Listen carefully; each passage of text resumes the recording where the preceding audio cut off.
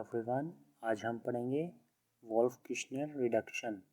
ठीक है, क्या पढ़ेंगे? Wolff-Kishner reduction. नाम से जैसे कि पता लग रहा है कि ये जो रिएक्शन हम करेंगे अभी, ये वोल्फ-किश्नर ने दी है।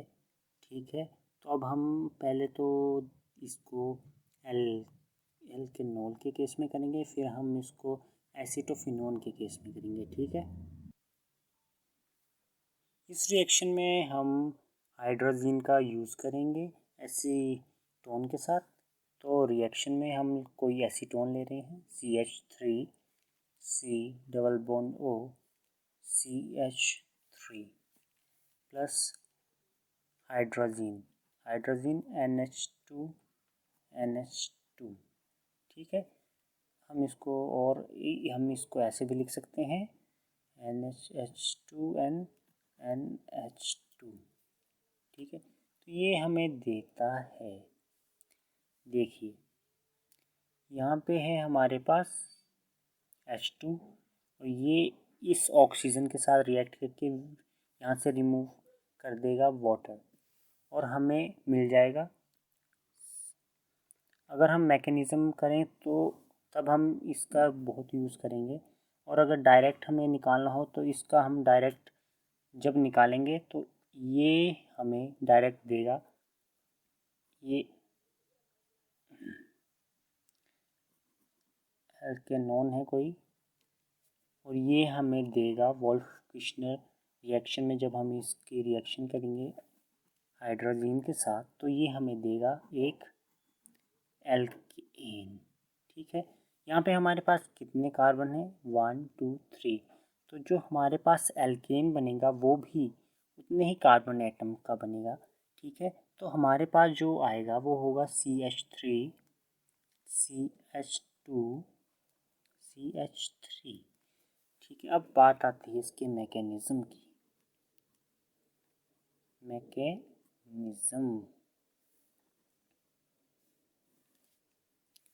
तो मैकेनिज़्म में हम लेते हैं, इसी का हम मैकेनिज़्म करेंगे इसी के केस में। ठीक है, तो हमने इसे इस तरीके से लिख लिया, C double bond O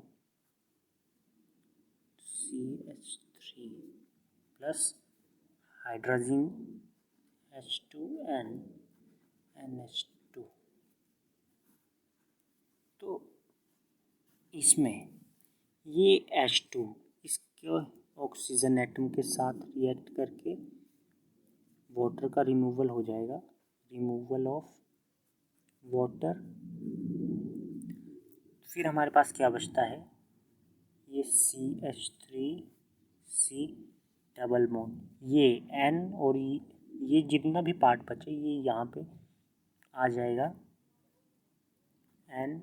NH2 और यहाँ CH3। हम इसको ऐसे भी लिख सकते हैं, और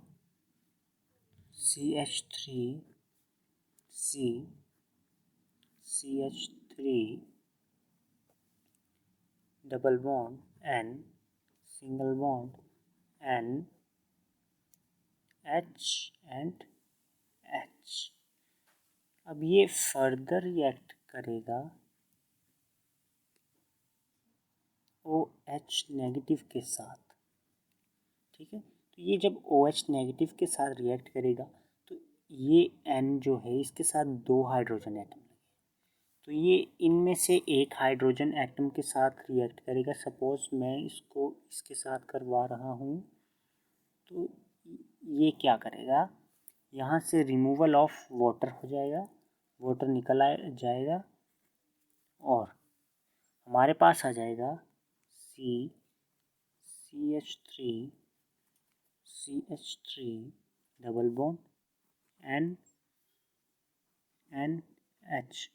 अब यहाँ से जो ये निकला तो ये H पॉजिटिव निकला है, ये अपने इसको दे गया है, तो इसके ऊपर आ जाएगा नेगेटिव चार्ज।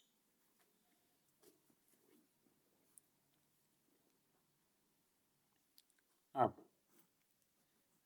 अगर हम इसका रेजोनेंस स्ट्रक्चर देखें तो रेजोनेंस के केस में कैसे हम इसे करेंगे, यहाँ से ये डबल बॉन्ड यहाँ शिफ्ट हो जाएगा और ये यहाँ पे आ जाएगा और हमारे पास बन जाएगा CH3CCH3 डबल बॉन्ड का क्या हो गया सिंगल बॉन्ड, यहाँ पे लोन पेयर हो गया और ये नेगेटिव चार्ज और ये यहाँ पे आके डबल बॉन्ड फॉर्म कर देगा एंड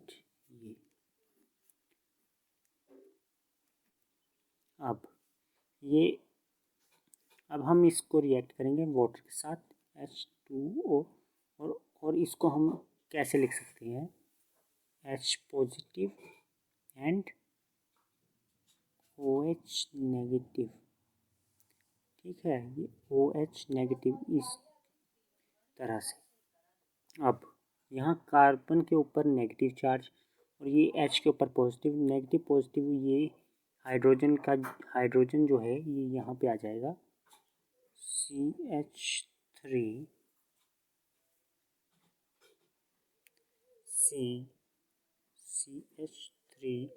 ये यहाँ पे आ जाएगा एंड ये single bond double bond and H, ठीक है। अब क्या होगा,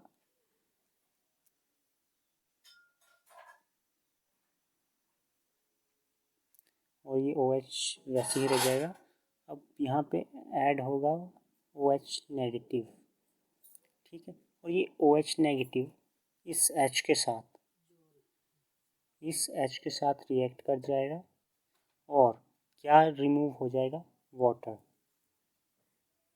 ये इसके साथ रिमूवल ऑफ वाटर रिमूव हो जाएगा। वाटर रिमूव हो जाएगा तो हमारे पास क्या आ गया CH3 CH3 and double bond. अब इसमें से N2 निकल जाएगा, ये वाला पार्ट रिमूव हो जाएगा और जब ये वाला पार्ट रिमूव होगा तो हमारे पास क्या बचेगा, हमारे पास बचेगा CH और जब ये रिमूव होगा तो इसके जो एटम था वो इस कार्बन को देखे जाएगा तो यहाँ पे लोन पेयर ऑफ इलेक्ट्रॉन आ जाएंगे क्योंकि एक कार्बन का इस बॉन्ड को फॉर्मेशन में एक कार्बन का अपना एटम था और एक नाइट्रोजन का था CH3 ये। अब वाटर की एडिशन होगी, अब वाटर का जो हाइड्रोजन वाला पार्ट है वो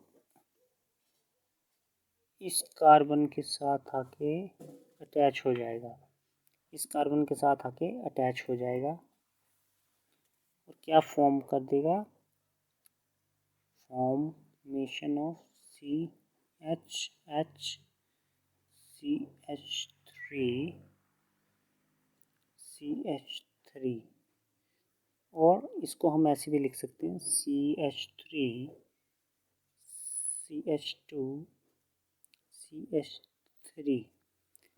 ये क्या है हमारे पास मिथ इथ प्रॉप, तो ये हमारे पास आ गया प्रोपेन।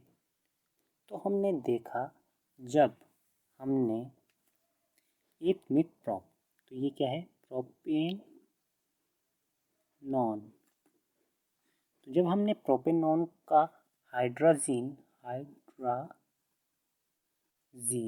के साथ रिएक्शन करवाया तो वोल्फ-किर्शनर रिडक्शन के अंतर्गत तो हमारे पास एक फॉर्मेशन हुई एक एल्केन की, और कैसा एल्केन, सेम कार्बन एटम, जितने कार्बन एटम का हमारे पास अपना कीटोन था उतना ही हमारे पास कार्बन एटम वाला एल्केन आया, ठीक है।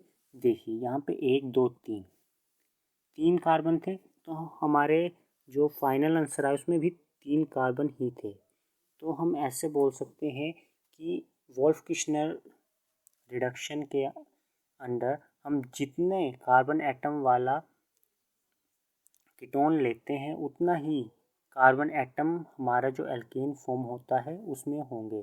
ठीक है, अब हम इस रिएक्शन को देखते हैं कि हमारे पास वोल्फ किश्नर रिएक्शन के अंतर्गत एसीटोफिनोन में क्या असर होगा। इसका हम मैकेनिज़्म नहीं करेंगे क्योंकि मैक्सिमम टाइम्स हमारे को ये क्वेश्चन का जब भी हम मैकेनिज़्म करते हैं तो ये हमें एल्केनॉन के केस में ही आता है। ठीक है, इसलिए हम इसका मैकेनिज़्म नहीं करेंगे, लेकिन हम आपको रिएक्शन करवा देंगे। एक COCH3 ये हमारा क्या है, एसीटोफिनोन। जब इसका रिएक्शन NH2 हाइड्राजीन के साथ होगा, तो जैसा कि हमने पीछे वाले रिएक्शन में बताया था कि जितना हमारे पास कार्बन एटम हमारे पास कीटोन में होंगे उतने ही कार्बन एटम का हमारे पास एल्केन बन रहा था वहाँ पे। ठीक है, तो यहाँ पे तो हमारे पास एक बेंजीन लगा है लेकिन साथ में 2 कार्बन और हैं।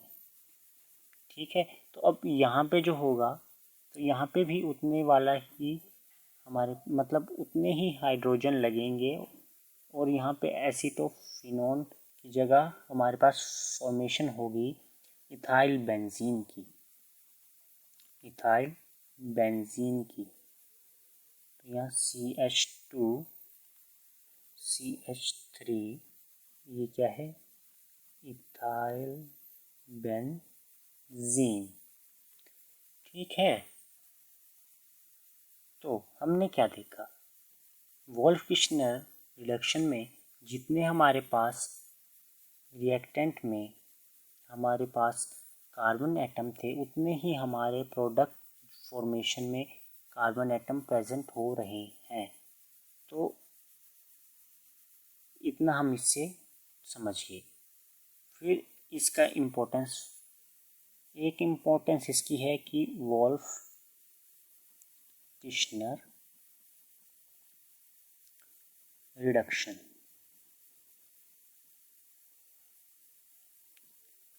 इसका मोस्ट कॉमनली यूज जो है वो synthesis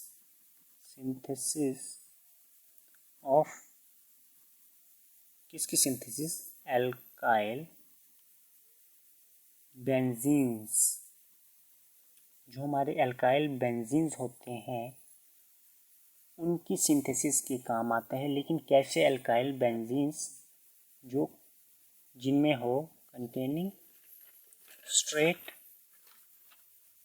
and branched chains.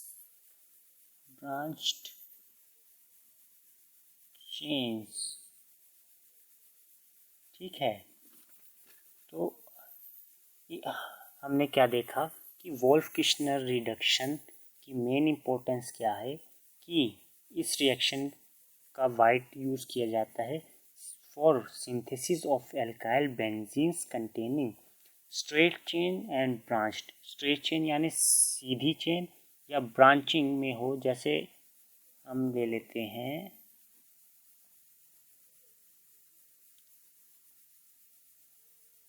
COCH3।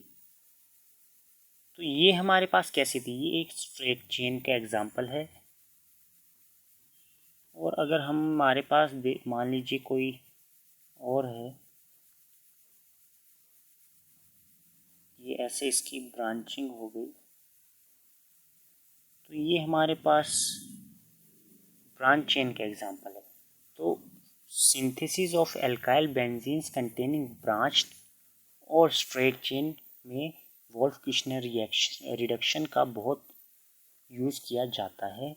तो बस आज का हमारा ये टॉपिक यहीं पे ख़त्म होता है। Thank you for everyone.